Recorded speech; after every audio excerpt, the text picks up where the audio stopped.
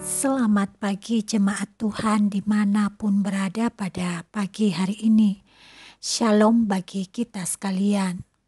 Pada pagi hari ini kita merenungkan firman Tuhan yang terambil dari Yunus pasal 4 ayat 2. Demikian firman tertulis. Dan berdoalah ia kepada Tuhan, katanya, "Ya Tuhan, bukankah telah kukatakan itu ketika aku masih di negeriku? Itulah sebabnya maka aku dahulu melarikan diri ke Tarsis, sebab aku tahu bahwa Engkaulah Allah yang pengasih dan penyayang, yang panjang sabar dan berlimpah kasih setia, serta yang menyesal karena malapetaka yang hendak didatangkannya." Saudara yang terkasih dalam Yesus Kristus, apa yang ada dalam benak kita ketika kita mendengar nama Yunus? Tentu Yunus yang dimaksud adalah Yunus, seorang nabi dalam Perjanjian Lama. Banyak orang, mungkin kita salah satunya, pada awalnya menaruh prasangka buruk terhadap sosok nabi yang satu ini. Ya, buruk karena dia sering digambarkan sebagai sosok nabi yang tidak taat alias pembangkang.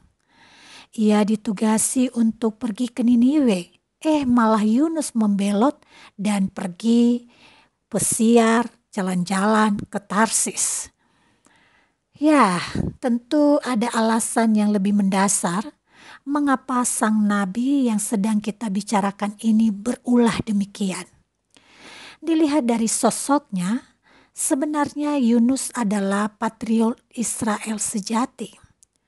Sebagai seorang nabi yang hidup dalam era perebutan kekuasaan antar bangsa, pastilah memahami dengan cermat bahwa kota Niniwe yang didirikan oleh Nimrod akan menjadi ancaman tersendiri pada kelak ketika mereka akan menjadi besar. Ya, sebagai seorang patriotik dan nasionalis yang sejati, maka wajarlah Yunus, seperti kebanyakan orang, akan gembira bila bangsa asing yang potensial menjadi musuh dan memang benar akhirnya menjadi musuh Israel diberikan dan mendapatkan pengampunan dari Allah.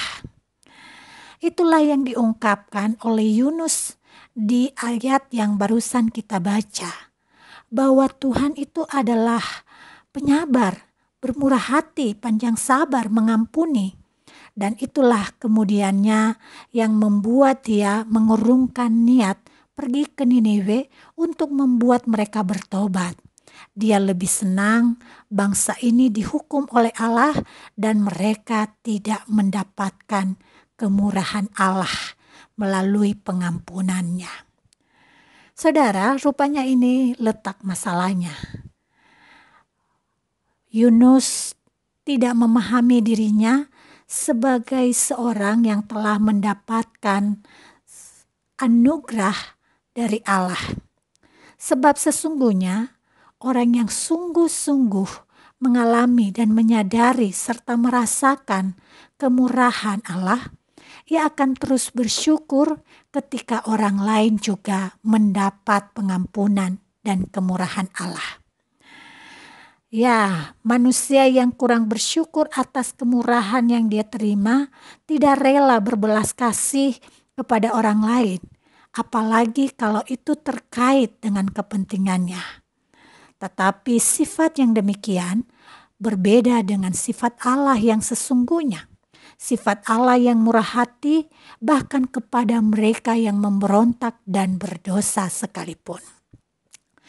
Saudara yang terkasih, kembali kita membicarakan bahwa seharusnya orang yang menyadari kemurahan Allah atas dirinya adalah orang-orang yang merasakan kemurahan Allah membebaskan mereka dari pengampunan dan ketidaksempurnaan.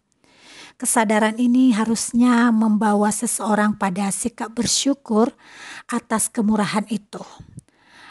Paulus adalah sosok orang yang berhasil melihat Tuhan yang penuh kasih itu. Perjumpaannya dengan Tuhan itu membuahkan pertobatan. Dulu dengan penuh semangat, Paulus menganiaya pengikut Tuhan. Namun kini setelah ia dijamah kasih Tuhan, hidupnya berubah. Ia merasakan jamahan kasih itu dan itulah yang membuat dia mampu bersyukur dalam segala kondisi.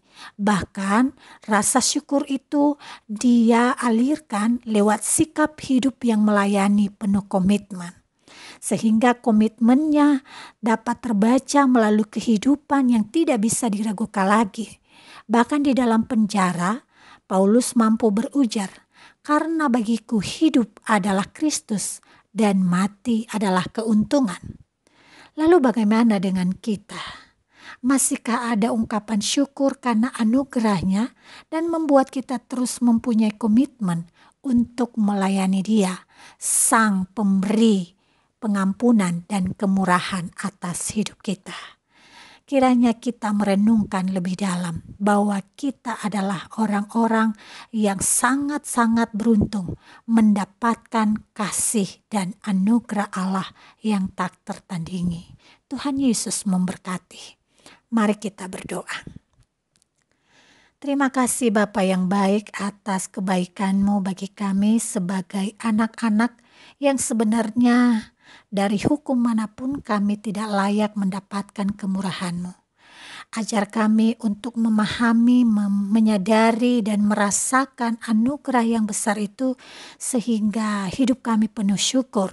Dan ketika orang lain mendapatkan kemurahan Allah, kami pun turut berlarut dalam sukacita dan bukan untuk menghalangi. Ya Bapa, berkatilah kehidupan kami di sepanjang hari ini dan di sepanjang hari berikutnya, sehingga kami menampilkan kehidupan yang penuh syukur atas kemurahan-kemurahan Allah, baik untuk diri kami maupun bagi sesama kami. Terima kasih Bapa, biarkanlah kami mampu merayakan kemurahan Allah di sepanjang hari ini. Di dalam nama Yesus Kristus kami bersyukur dan memohon. Amin.